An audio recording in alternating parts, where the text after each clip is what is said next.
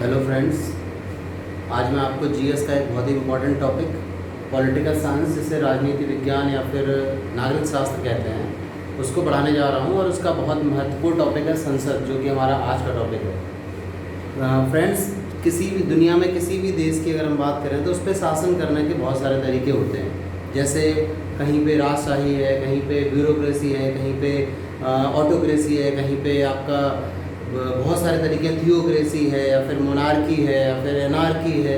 तो ऐसे बहुत सारे तरीके हैं जिनके द्वारा दुनिया पे शासन किया जाता है। इन सारे तरीकों में चाहे आपका राजशाही हो, ब्यूरोक्रेसी हो, ऑटोक्रेसी हो, सबसे अच्छा जो माना गया वो है डेमोक्रेसी, जिसको हम बोलते हैं लोकतंत्र। लोकतंत्र की बात करें तो लोकतंत्र इसलिए सबसे अच्छा माना गया क्योंकि लोकतंत्र में to the people, for the people और बाय द पीपल की अवधारणा होती है। और लोकतंत्र को मैं आज जो आपको बताने जा रहा हूँ, तो भारत में हमारे लोकतंत्र द्वारा शासन किया जा रहा है। लोकतंत्र के 3 तरीके दुनिया में प्रचलित हैं। पहला आपका एक दलीय लोकतंत्र, दूसरा द्विदलीय लोकतंत्र, तीसरा बहुदलीय लोकतंत्र। एक दलीय लोकतंत्र का मतलब जहाँ पे एक ही पार्टी होती है और उसी में से आपको अपना नेता या फिर अपना प्रधानमंत्री या फिर अपना जो भी शासन करने वाला है उसको चुनना होता है। जैसे आपका चाइना में है, वहाँ पे एक ही पार्टी है, सीपीसी।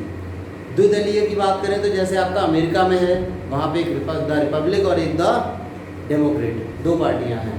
मल्टी पार्टी या बहुदलीय लोकतंत्र जो है वो हमारे यहाँ ब्रिटेन से आया, चूँकि हमारे संविधान पे, हमारी संसद में ब्रिटेन का काफ़ी प्रभाव है। ब्रिटेन से ही ये पूरा संसद जो प्रणाली, संसदीय प्रणाली है, इसको लिया गया है। इसलिए यहाँ पे मल्टी पार्टी सिस्टम हमारे यहाँ पे है, बहुदलीय लोकतंत्र, जो कि सबसे स्वस्थ तरीका माना गया। स्वस्थ इसलिए क्योंकि यहाँ पे जनता के पास अधिकतम मौके होते हैं अपना शासक चुनने के लिए। तो लोकतंत्र के 3 मुख्य स्तंभ होते हैं। पहला होता है विधायिका, दूसरा कार्यपालिका और तीसरा न्यायपालिका। विधायिका का मतलब जिसका काम है कानून बनाना, कार्यपालिका का मतलब जिसका कार्य है कानून का पालन करवाना, और न्यायपालिका जिसका काम है पालन न होने पर दंड की व्यवस्था करना। जैसे इसको छोटे से एग्जांपल से समझ सकते हैं कि पहले हमारे यहाँ जब संयुक्त परिवार होते थे, कंबाइंड फैमिली, तो वहाँ पे क्या होता था कि मान लीजिए गर्मियों की दोपहर में मई जून के समय पे दादाजी का हुक्म आया कि कोई भी बच्चा घर का बाहर नहीं निकलेगा। तो ये क्या हो गया? ये हो गया कानून। दादाजी ने क्या काम किया? विधायिका वाला। फिर इस कानून को फॉलो करवाने की जिम्मेदारी किसकी होती थी? मदर की, माता जी की। वो किसका काम करती थी? कार्यपालिका का, कि ये बच्चा कैसे भी करके बाहर ना निकल पाए। तीसरा क्या होता था कि उसके बाद भी हम और आप जब बाहर निकल जाते थे तो उसके बाद दंड की व्यवस्था करने का काम किसका होता था? पिताजी का। तो लोग वो कौन सा काम करते थे? न्यायपालिका। आज मैं आपको व्यवस्थापिका की बात कर रहा हूँ, विधायिका की। विधायिका क्या होती है? अभी मैंने एक बच्चे से एक बार पूछा कि विधायिका क्या है, तो बोला कि नायक की नायिका होती है, तो विधायक की विधायिका हो गई। तो वो विधायिका नहीं है। विधायिका का मतलब जो विधि निर्माण का कार्य करे या फिर व्यवस्था बनाने का काम करे, तो उसको बोलते हैं व्यवस्थापिका। भारत में व्यवस्थापिका या विधायिका का कार्य भारतीय संसद करती है। भारतीय संसद में जब बात करते हैं तो इसके 3 मुख्य कंपोनेंट हैं, 3 मुख्य पार्ट हैं, हिस्से हैं, अवयव हैं, कुछ भी आप कह सकते हो कि 3 इसके मुख्य भाग हैं।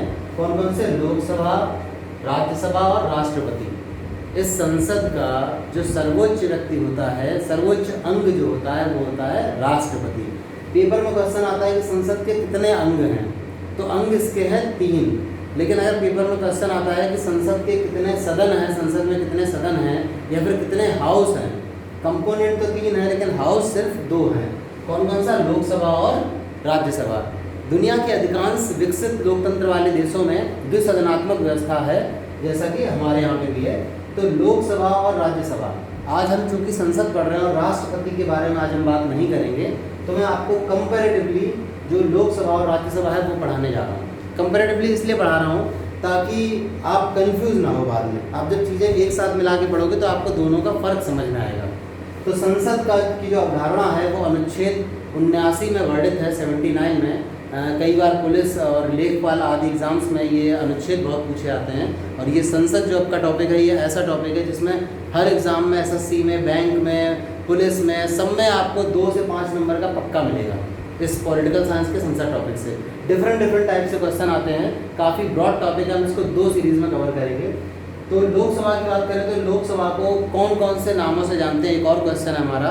तो लोकसभा को हम प्रथम सदन कहते हैं, या फिर निम्न सदन कहते हैं, या फिर लोअर हाउस भी कहते हैं, या फिर हाउस ऑफ कॉमन्स, जो कि ब्रिटेन में एक हाउस का नाम होता है हाउस ऑफ कॉमन्स और दूसरे का हाउस ऑफ लॉर्ड्स। तो हमारे यहाँ की लोकसभा को कभी कभी हाउस ऑफ कॉमन्स और राज्यसभा को हाउस ऑफ लॉर्ड्स कहा जाता है। कॉमन्स का मतलब जो आम जनता के लोग जहाँ पे चुन के आते हैं, और लॉर्ड्स का मतलब जहाँ कुछ विशेष लोग आते हैं। तो लोग राज्यसभा के अन्य नाम क्या हो गए? द्वितीय सदन, उच्च सदन या फिर हाउस ऑफ लॉर्ड्स। अब इन दोनों में फ़र्क क्या है? जैसे ये माना गया कि लोकतंत्र में जनता के पास सर्वोच्च ताकत रहती है, सबसे ज़्यादा पावर होती है, तो जनता अपने प्रतिनिधियों को किसी भी प्रकार का चुन सकती है। हो सकता है वो बाहुबली चुन दे, हो सकता है सारे अशिक्षित चुन दे, हो सकता है सारे गरीब चुन दे, हो सकता है सारे अमीर चुन दे। तो ऐसे में एक विविधता लाने के लिए कॉन्सेप्ट रखा गया राज्यसभा का, कि इसमें कौन आएगा? राज्यों के चुने हुए प्रतिनिधि आएंगे।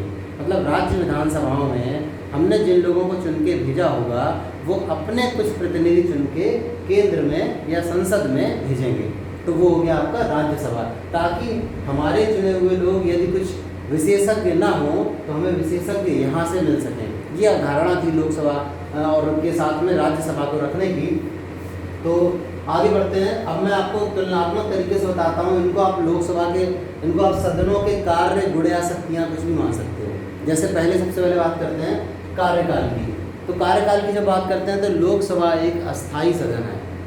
अस्थाई का मतलब जो कभी भी भंग किया जा सकता है। कभी भी भंग करना क्यों इसको बोलते हैं कि वैसे तो लोकसभा का कार्यकाल 5 वर्ष होता है, लेकिन यदि राष्ट्रपति को लगे कि वर्तमान समय में कोई भी पार्टी सरकार बनाने की स्थिति में नहीं है, तो वो प्रधानमंत्री की सिफारिश पे लोकसभा को भंग करने के लिए आदेश दे सकता है, कह सकता है। मतलब 5 वर्ष तो वैसे सामान्य तौर पे कार्यकाल है, लेकिन यदि राष्ट्रपति को लगता है कि इसको भंग करना चाहिए तो वो भंग भी कर सकता है। इसलिए इसे अस्थाई सदन कहा जाता है।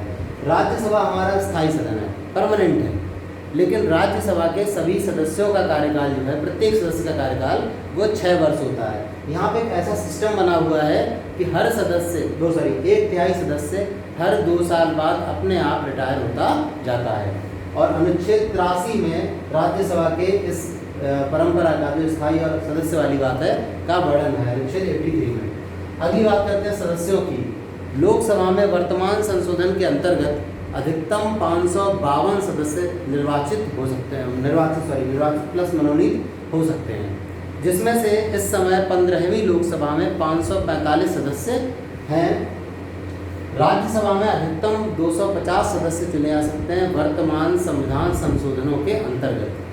लेकिन वर्तमान में है कितने टोटल? 245। अधिकतम कितने चुने जा सकते हैं? 250, लेकिन है कितने? 245। अब इन सदस्यों में कुछ निर्वाचित होते हैं और कुछ मनोनीत। निर्वाचित और मनोनीत में फ़र्क आपको समझना पड़ेगा। जिनको जनता वयस्क मताधिकार द्वारा चुनती है वो कहलाते हैं निर्वाचित। जिनके लिए चुनाव होता है वो हो गया निर्वाचित। और जिनके लिए चुनाव नहीं होता है बल्कि वो सीधे अपॉइंट कर दिए जाते हैं, जिनका मनोनयन हो जाता है, उनको हम मनोनीत बोलते हैं। तो संसद में हमारी इस समय जो 545 लोग हैं, इसमें 543 सदस्य निर्वाचित होते हैं और 2 सदस्य ऐसे होते हैं कि यदि राष्ट्रपति को लगे कि लोकसभा में एंग्लो इंडियन कम्युनिटी का प्रतिनिधित्व नहीं है, तो वो 2 एंग्लो इंडियन सदस्यों को मनोनीत कर सकता है। ऐसे ही राज्यसभा में 233 सदस्य तो कैसे होते हैं? निर्वाचित। और 12 सदस्य ऐसे हैं जिन्हें राष्ट्रपति अपने अधिकारों का प्रयोग करते हुए मनोनीत करता है। ये 12 कौन से लोग होते हैं? साहित्य, कला, समाज सेवा, संस्कृति आदि क्षेत्रों में विशेषज्ञता रखने वाले 12 लोग, जिन्हें राष्ट्रपति मनोनीत कर सकता है। अब अगली बात है, जो राज्य लोकसभा के सदस्य बनने के लिए किसी भी व्यक्ति की न्यूनतम आयु क्या होनी चाहिए? वो है 25 वर्ष, जबकि राज्यसभा के लिए न्यूनतम आयु 30 वर्ष है। इन दोनों की आयु का वर्णन जो है, जो एक योग्यता का वर्णन है, वो अनुच्छेद 84 में है, जिसमें लोकसभा के लिए 25 वर्ष और राज्यसभा वाले चूँकि इनसे थोड़े से समझदार माने गए होंगे, इसलिए 30 वर्ष उम्र रख दी गई इसकी। फिर हमारा आता है निर्वाचन कैसे होता है। तो लोकसभा के सदस्यों का प्रत्यक्ष निर्वाचन होता है। प्रत्यक्ष निर्वाचन का मतलब जिन्हें वरिष्ठ मताधिकार द्वारा चुना गया हो। वरिष्ठ मताधिकार क्या है कि 18 वर्ष की आयु से अधिक के सभी लोग के पास वोटिंग राइट्स होते हैं और उनका प्रयोग करते हुए लोग चुनाव में वोट डालते हैं और सदस्यों को चुनते हैं, तो वो कहलाता है प्रत्यक्ष मताधिकार। जैसे हमारे ज़िले के हमारे जो संसदीय क्षेत्र फर्रुखाबाद के सांसद माननीय मुकेश राजपूत जी जो हैं, वो कैसे हमारे लिए प्रत्यक्ष मताधिकार द्वारा निर्वाचित लोकसभा के सदस्य हैं। ठीक है, वहीं दूसरी तरफ जिनको हमारे चुने हुए विधायक, हमारे चुने हुए विधानसभा के प्रतिनिधि जिनके चुनाव के लिए वोट डालते हैं, वो कहलाते हैं अप्रत्यक्ष चुनाव। जहाँ सीधे जनता वोट नहीं डालती है वो निर्वाचन कहलाता है अप्रत्यक्ष।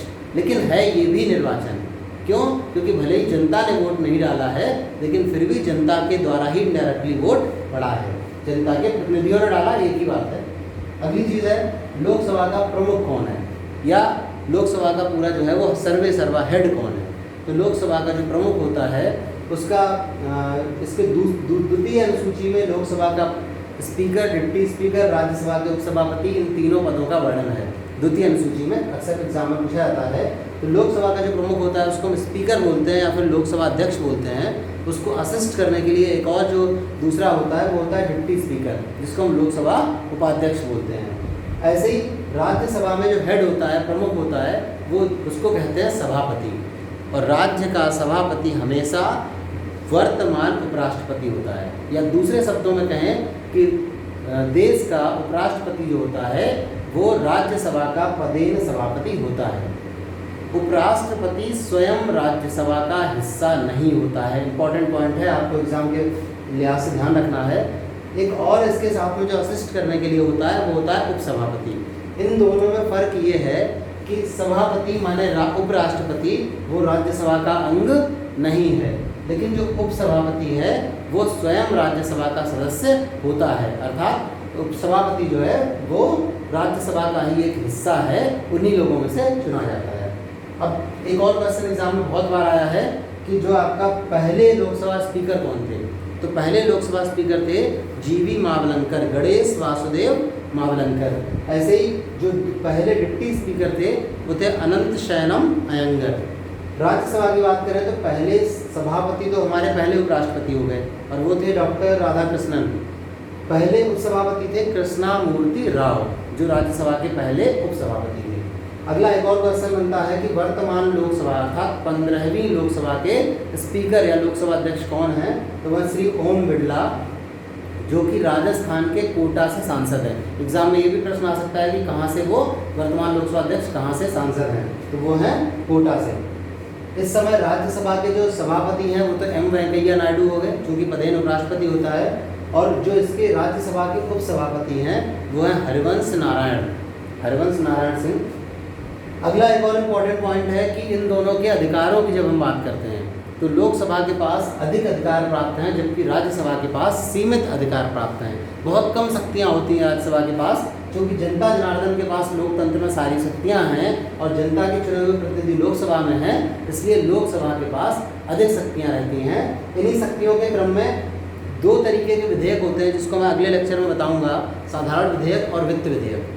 साधारण विधेयक के केस में लोकसभा राज्यसभा दोनों को पर्याप्त अधिकार प्राप्त हैं, लेकिन वित्त विधेयक के केस में राज्यसभा को सिर्फ इतना अधिकार प्राप्त है कि राज्यसभा उसको 14 दिन तक सिर्फ रोक सकती है, सिफारिश कर सकती है, और इस सिफारिश को मानने के लिए जो लोकसभा है वो बाध्य नहीं है। राज्यसभा जो है 14 दिन तक रोक सकती है, सिफारिश कर सकती है, और उस सिफारिश को मानने के लिए लोकसभा बाध्य नहीं है। आप सिफारिश कर दो, उनकी इच्छा होगी मानेंगे, इच्छा होगी नहीं मानेंगी, मतलब संशोधन इसमें नहीं कर सकती है। अगला एक और पॉइंट आता है एग्जाम में कि सबसे बड़ा लोकसभा क्षेत्र कौन सा है क्षेत्रफल की दृष्टि से, तो वो आपका लद्दाख है। क्षेत्रफल की दृष्टि से सबसे छोटा लोकसभा क्षेत्र कौन सा है, वो आपका लक्षद्वीप है। अगला एक और क्वेश्चन आता है कि जो हमारे लोकसभा और राज्यसभा हैं इनमें सत्र होते हैं। लोकसभा में 3 सत्र होते हैं, पहला आपका बजट सत्र, दूसरा मानसून सत्र और तीसरा शीतकालीन सत्र। डिटेल में अगले वीडियो में बताऊंगा। ऐसे ही राज्यसभा में क्या है कि मिनिमम 2 सत्र एक साल में जरूरी हैं, आपको 6 महीने का अंतर रखना है मिनिमम, और 2 सत्र एक साल में कंपलसरीली आपको करने ही करने हैं। मंत्रिमंडल जो होता है हमारा केंद्रीय कैबिनेट या फिर केंद्रीय मंत्रिमंडल है, वो सामूहिक रूप से लोकसभा के प्रति उत्तरदायी होता है, राज्यसभा के प्रति उत्तरदायी नहीं होता है। राज्यसभा के प्रति उसकी कोई जवाबदेही नहीं है। एक और क्वेश्चन एग्जाम में बहुत आता है, मान लीजिए अगली वीडियो में डिटेल में बताऊंगा, लेकिन इसमें बता देता हूँ कि कभी कभी लोकसभा और राज्यसभा दोनों का संयुक्त अधिवेशन बुलाया जाता है। संयुक्त मतलब दोनों के लोग सदस्य एक साथ बैठते हैं किसी महत्वपूर्ण मुद्दे पे। तो ये ज्वाइंट जो अधिवेशन होता है, संयुक्त अधिवेशन जो होता है, इसको बुलाने का और इसका मतलब सत्र आहूत करने का और सत्र के अवसान करने का जो अधिकार है वो राष्ट्रपति का है। मतलब संयुक्त सत्र को बुलाएगा कौन? राष्ट्रपति। और उसको वापस कौन भेजेगा, क्लोज कौन करेगा? तो वो भी करेंगे राष्ट्रपति। एग्जाम में क्या क्वेश्चन आता है कि लोकसभा राज्यसभा के संयुक्त सत्र का अधिवेशन, जो अधिवेशन होता है संयुक्त सत्र, उसका संचालन कौन करता है? तो उसमें ऑप्शन आपको मिलेगा राष्ट्रपति, प्रधानमंत्री, बहुत सारे अलग ऑप्शन मिलेंगे। तो जो संयुक्त सत्र का की अध्यक्षता है या उसको जो संचालन करता है वो हमारा लोकसभा का स्पीकर या लोकसभा अध्यक्ष करता है। आज के लेक्चर में इतना ही, और अगला कुछ जो चीज़ें हैं विधेयक से चीज़ें महत्वपूर्ण कानून निर्माण प्रक्रिया, वो मैं अगले लेक्चर में बताऊंगा। आई होप कि आपको वीडियो पसंद आया होगा, और आप इस वीडियो को ध्यान से देखने के बाद लाइक, शेयर और कमेंट करना ना भूलें। Thank you all.